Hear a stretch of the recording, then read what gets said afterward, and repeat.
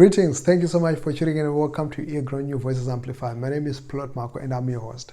Welcome to the program that brings you some of the exclusive conversations with artists from Zimbabwe and also from around the continent. And from time to time we're speaking to creatives that are working in Zimbabwe but also creatives that are working beyond the borders. And today I happen to have an artist who's from Zimbabwe, who is a fashion designer, he's a dancer, choreographer, as well as a musician. And today we're going to be talking more about his music.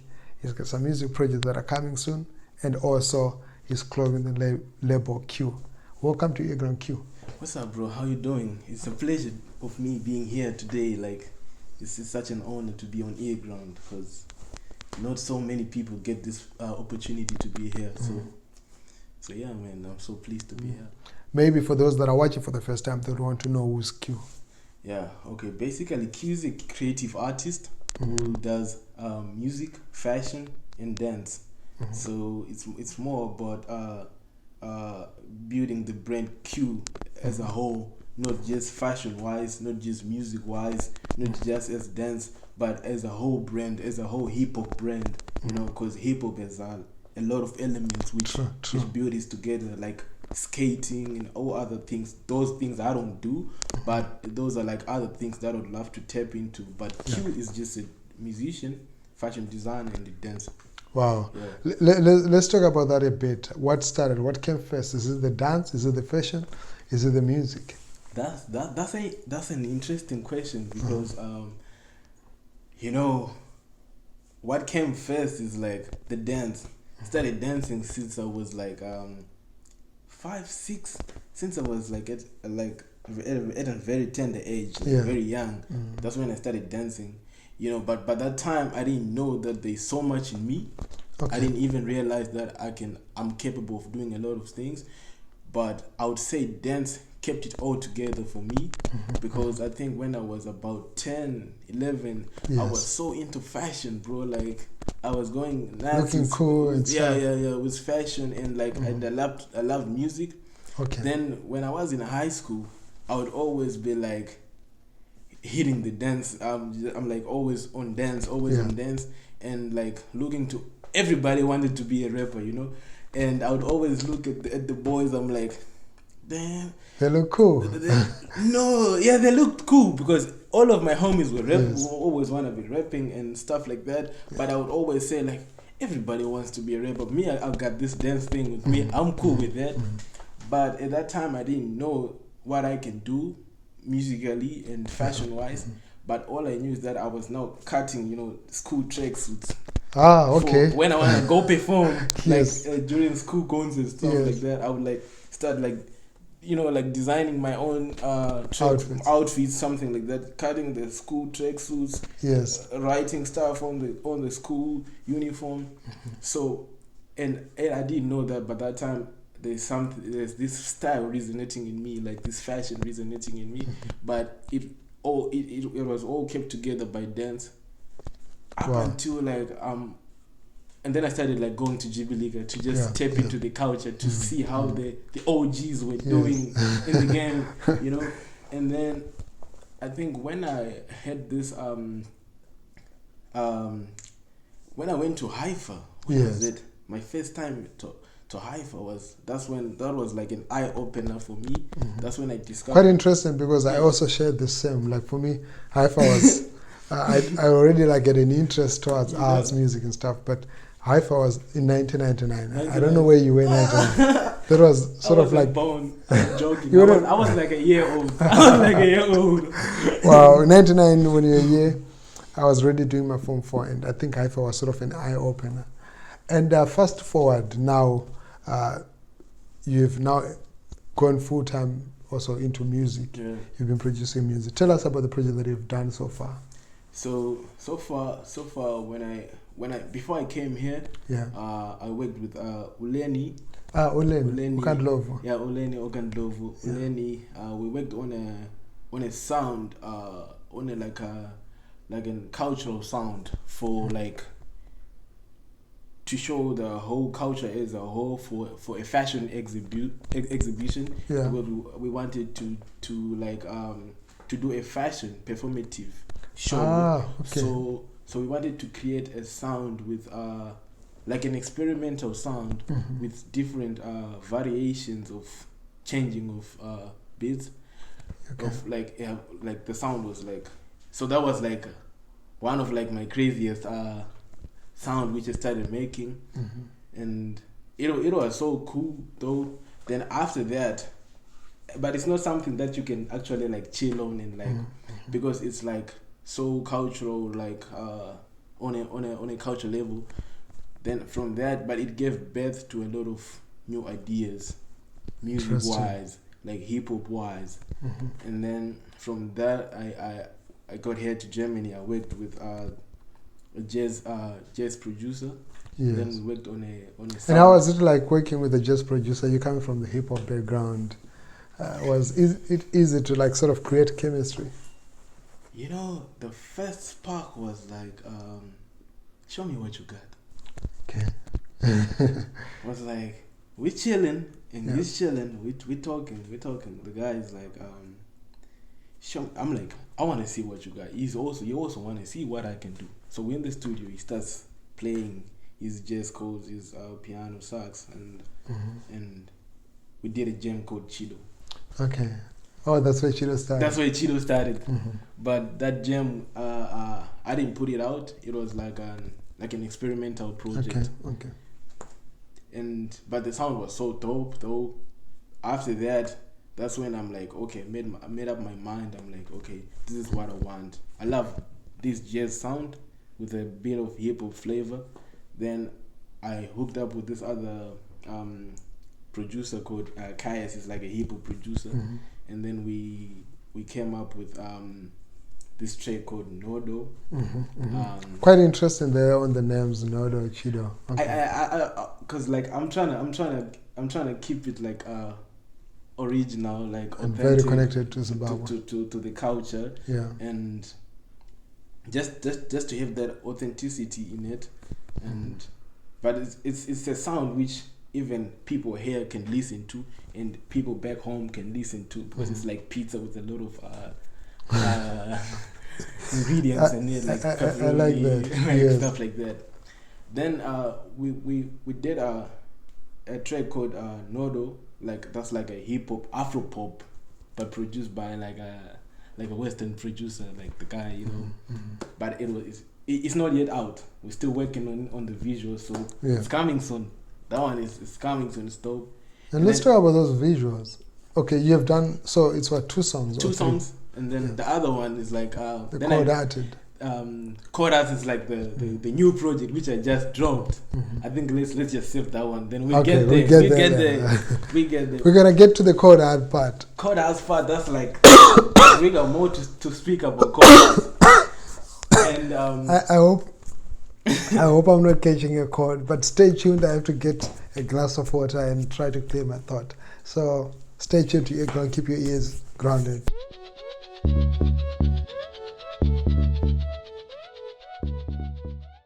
And welcome back. Thank you so much. Sincere apologies there. He was talking about Code-Heart, and for some reason I felt like I was catching a cold. But anyway, I'm not. We're going to talk a bit more about that track later on in the program. But now, you mentioned working with a producer from West Africa, from Nigeria specifically. Yes. Also. And you produced the track. You also featured an artist from Nigeria. And then some artists from Germany. Tell us about that song. So that track is called Pakam. We gave it a name. That's like a Nigerian name. Okay. It means perfect. Okay. So it was talking about a perfect girl or something like that. So it's all about good vibes. So those are like two unreleased projects. Okay. So the first one is Nodo, and then the second one is Pakam. Okay. Pakam is like Afro beats. Mixed with a little bit of amapiano vibe. Yes. So I won't say much about Pakam. I won't say, but working with these two guys, the producer. Can you give us their names? Oh, sorry. The producer is called Chidi, and then the other guy Chidi. And then the other guy is called Emi Jazz. Images is like a dope.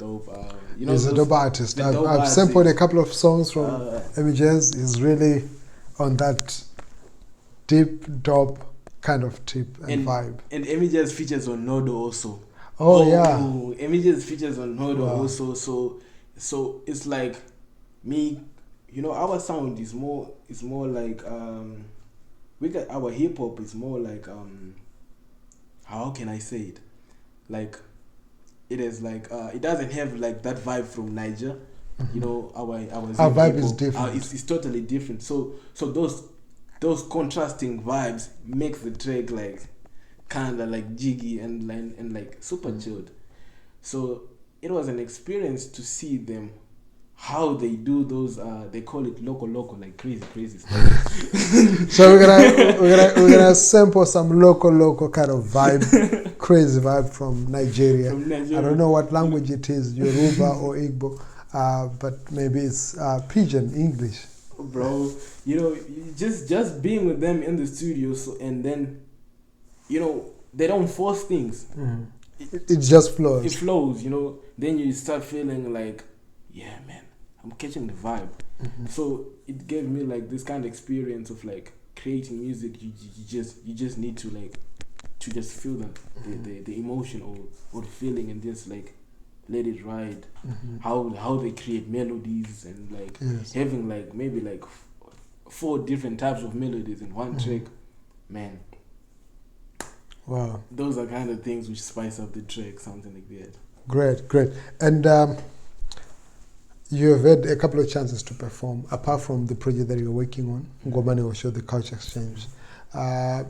You managed to perform Nodo and a couple of other tracks just after the lockdown regulations were relaxed. How was the experience? How did people find your music? Man, it's so overwhelming, because it's like I'm coming from a different background where people, and then I'm in an environment where people love to listen to like more of electro EDM music type of stuff. And first you'll be like, are they gonna love this song? You'll be like freaking out before you get there, like, are they gonna like this stuff? Then I'm like, okay, I just gotta deliver my stuff. Like whatever you're doing, you just gotta deliver. So my first performance after the realization of the corona stuff, man, on my first catalog I performed Ngomane Osho, the one which features Uleni. Yeah. So the track is more like it's a dance tune. It's kind of like a dance tune, but like what I said, it's like it has so many percussions. It's like it does like cultural stuff and poetry. It has like deep African poetry in it. So when I performed it, they were like, what? Like so much trying to catch the art in it, like because there was so much art in it, like elaborating the poetry, and they were like so very, very attentive. And earGROUND Radio, new voices amplified.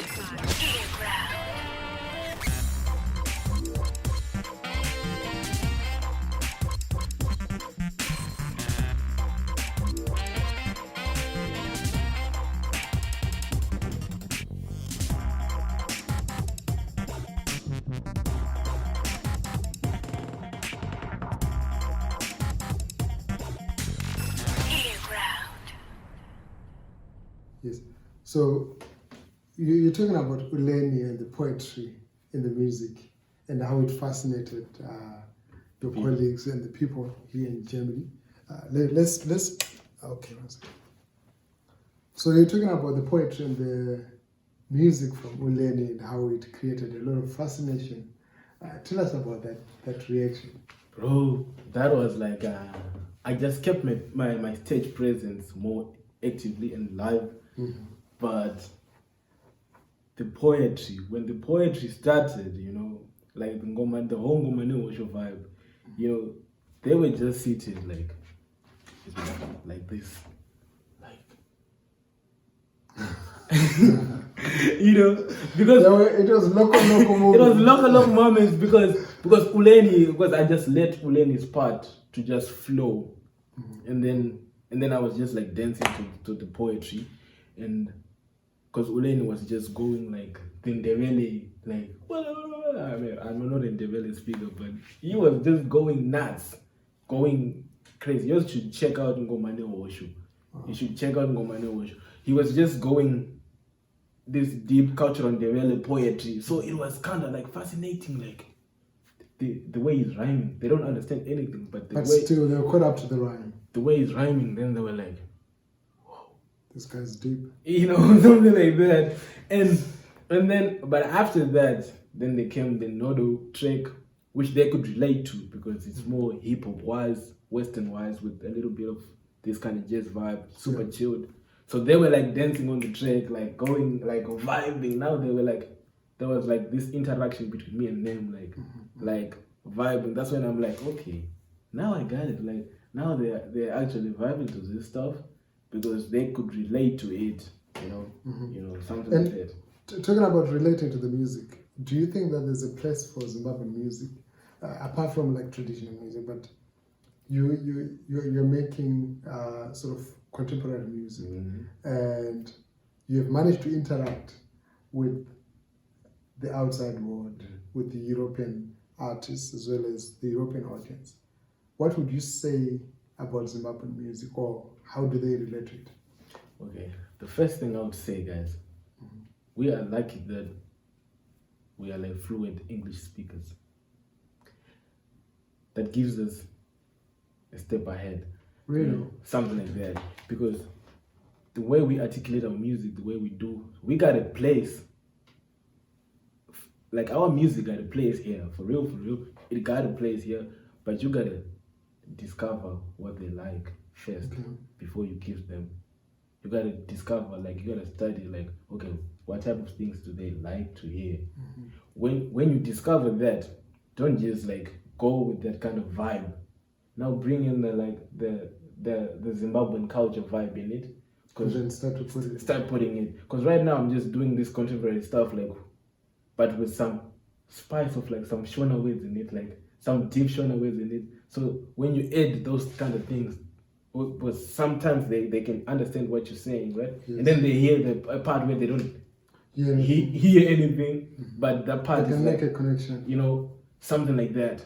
You know, so it's more like fusing the Western culture with our culture. So you don't just give them the whole Western culture because they know their thing.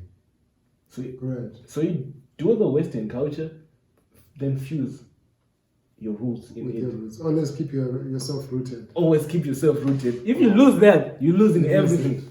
Keep yourself rooted, you're ready from kill. But you also got a chance to DJ, and your clip went viral where you're playing Natty O, you're playing Winky D and Ja Praiser. Can you just, in 30 seconds, tell us about that experience? How did the audience find your selection? Okay. This one is very interesting because this is a music where it was made. It's like music which was created without the artists studying the culture of the other culture, or without the artists checking like what do these people like. Natty O got this Jamaican culture. You know, Nigerian and Jamaican culture, they're like similar stuff. Similarity, you know. So I played other tracks from other artists I won't mention, but it was like, okay, you know, like you were a bit lukewarm. Like you know, lukewarm, like okay. Man, I played 1 plus 2 plus 1 boom shelele. It went local. I would just say it went local, you know. People go crazy. Up until they got the how many times did you have to pull twice. I had to like pull it twice because they now cut the hook, boom shelele. Because now I had to mute and then they go boom shelele. You know. It's quite encouraging. I mean, I know the conversation has always been, will Zimbabwe music find a place like on the international space? We see like, for example, Natty O's music is getting played a lot on the BBC One Extra, chat show, DJ Edu, and elsewhere, on Lion Power and other channels. And it was actually a cool thing that you played local tracks. A lot of people, when they go and perform or play a DJ also, they never really put like local music. They're thinking, okay, let's put our piano, like stuff like that. Yeah.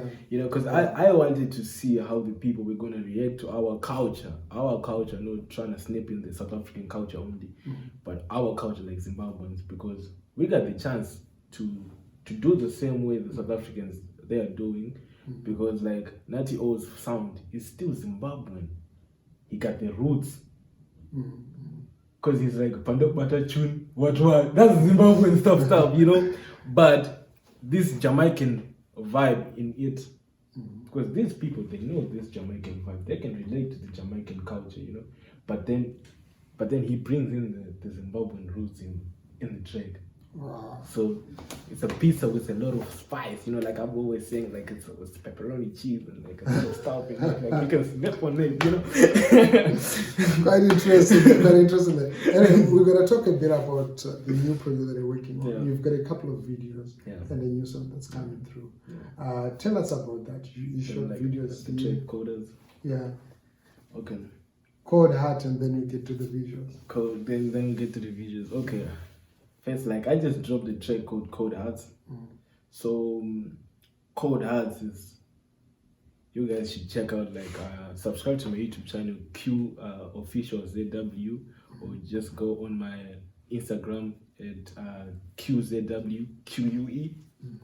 So that's his clothing line. We're going to touch a bit about that. Yeah. What's the whole idea behind the Q? Yeah, Is it because he has stood in so many Qs in Zimbabwe? Maybe it was inspired by 2007, 2008 when people were queuing so many times. We're going to talk about how we're going to talk about that. Yeah. But you say you're dropping soon the new track, the new video. Yeah. The visuals, obviously they depict the meaning behind the song. Tell us about that. So coders, okay. You can hear the term code hearts. So this is a track which is coming from a deeper, like a vulnerable place, where I'm just showing like my transparency through like the kind of stuff I go through, but like not me personally, but a lot of people go through, because like it's a track which I to like drop, because like I've been like here for like almost 5 to 6, 7 months, and then I've been like studying a lot of things here, how certain people go through certain situations, and how these are so-called situation going on in the States. The name of the thing going on in the States about Black lives, and like it's so called as it's not coming from a relationship angle only. Okay, it's like it's like coming from because me and the producer, before we made the track, we had like a 1 hour talk where we had to like talk about life in general, like how we go through certain things in life, like, and how people are, like how the world is so cold out there, because man, like sometimes you experience things that can crush your self-esteem, things that can like pull you down, like some people are not that strong to fight through and to pull through. You can go certain situations that can leave you to like, okay, this is done, like I cannot do anything, and then your self-esteem is totally shattered. Why? Because certain people don't think about the next person, don't see the next person as an equal because of where he or she is coming from, or despite the background, they just, so those kind of things related to Code Hearts inspired the making of Code Hearts. Okay, great. You might listen to it and think that, okay, this you feel it, it's like talking about relationships and like a relationship and stuff like that, but it's coming from a deeper meaning, like Code Hearts, like how the world is cold sometimes, but it all goes back to love. That's why it had this relationship status in it, Because if we all could like find love and appreciate, then there won't be any code outs. there won't be any code house out there. Like if we all could Interesting. appreciate one another, if I could appreciate you with your imperfections and learn to understand you, I don't think the world will be like thinking in color. Because the way we're thinking in color, we are dividing the world. We can say Black Lives Matter, and then the other one is like, what about my color? You know, already we've created division, right? And I discovered that it's so easy to play around with the words. Like, okay, I can post about like, I want to exercise love, but I don't do what I post. It's easy to always go running around and exercise what I'm snapping on, but I don't do that in real life. Okay. I don't. Okay. I get. You get those kind of situations. Yeah. So that's how Code Hearts was like. Code Hearts was like evolved. It evolved from a deeper meaning, from a deeper emotion.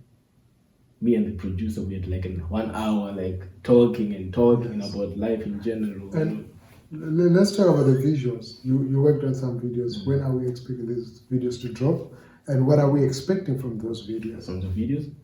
Okay, first we're gonna drop Parkham's visuals. They are dropping on maybe sometime end of this month or beginning of October. And then Nodo is gonna come like maybe in the middle of October, November, somewhere around there. Okay. But then Koda's visuals, we haven't like started working on them. But we wanna start working on them because they got like there's a story behind, there's a deeper story behind Koda's, which makes us to feel like we need to make visuals. We need to make visuals because the track has been going viral right now. Like people have been like relating to the story because of what they're going through and stuff like that. So yeah, but great. But we got some visuals coming through for Parkham end of this month. And before we close the program, thank you so much to everybody who's watching. I'm speaking there to Q, who is a fashion designer, musician, and also a dancer. He's been in Germany since February, and he's still here working on his stuff and doing some stuff. Your fashion, your clothing line, we see you wearing Q, and I was asking if this was inspired by the crisis in 2008, 2007. What's your fashion brand all about? And where is the inspiration coming? So first, the inspiration comes from different perspective, because right now I'm wearing like the merchandise. If I was putting on the fashion, so the merchandise, the fashion, it depicts like it's like cultural. The merchandise, it has a fusion of like hip hop and Western culture. You can see the African patterns of like Great Zimbabwe stuff and the logo. How the Q came out. Yes. This is a good question, because I'll go back to Zim now. You know, a lot of kids in Zim, they are like running in a loop, like a circle, like, because we don't have those kind of opportunities to break through all the time. We are running like in a circle. It's like we wake up, sit in a corner in a bridge, and then we're like, yo, but there's no apana plan. You get so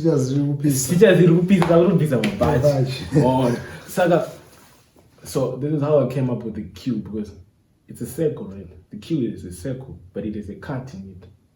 Oh, you know, wow. It has a cut in it. The cut is like, I want to break through from the loop. That's deep. You know, so it's like, so it's coming from where it's like, I can't keep running in a loop. I gotta evolve. I gotta run. I gotta jump off the loop. So this is deep. I'm quite inspired. I'm quite impressed just to hear this story, because all along I didn't know the story behind it, and I thought, you know what, maybe it's because he has spent so much time, and then he thought, okay, how do we remember what we've been through? Maybe let me put the struggle on a level. Wow, that's quite interesting. And before we go, tell people about your plans. You hinted before the interview that you're planning on opening an online shop. Yeah. okay, right now it's like I already opened the online store, but it's not like open right now because we're still working on the products. Because we had to decide like, okay, should we put this one first or should we put this one first? So just stay tuned because we still got a lot of stuff to fix, a lot of stuff to like set in order. So, but the online store is opening anytime soon from now, because we got a lot of bunch of stock, Yes. like stuff in stock, and so we got some illegal stuff to fix first, and then the store is good to run. Then That is quite encouraging. That is quite impressive to see young people innovating and creating new initiatives. And also, Q is going to be hosting our fashion program on earGROUND called Thrift. Right. And thrifting. Why is that? Why is yeah, that? right. Yeah. So yeah, it's been awesome. Thank you so much, man. It's been great speaking to Q. What is your word to young people right now in Zimbabwe that are going through this dark, difficult chapter in the country? What I would say is like everybody knows his or her vision.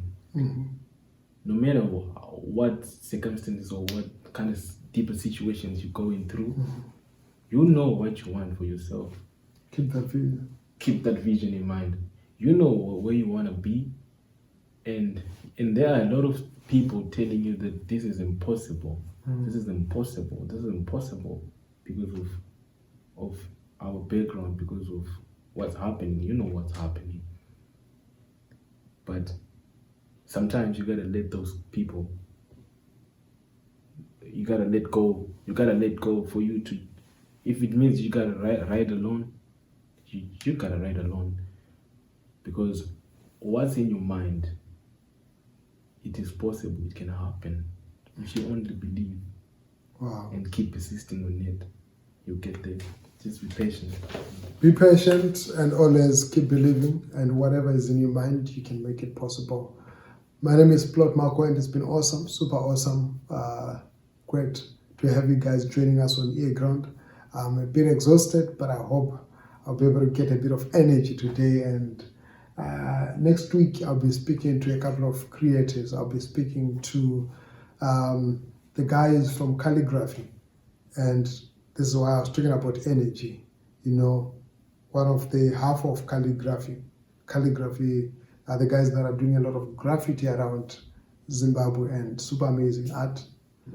And Marcus has got all the energy. So if you feel like running out of energy, just go to Marcus' Facebook page, Marcus ZW, I think, and then you'll be able to tap into some creative energy there. So until next time, New Voices Amplified. My name is Plot Marco. It's been awesome. It's been great. Stay tuned.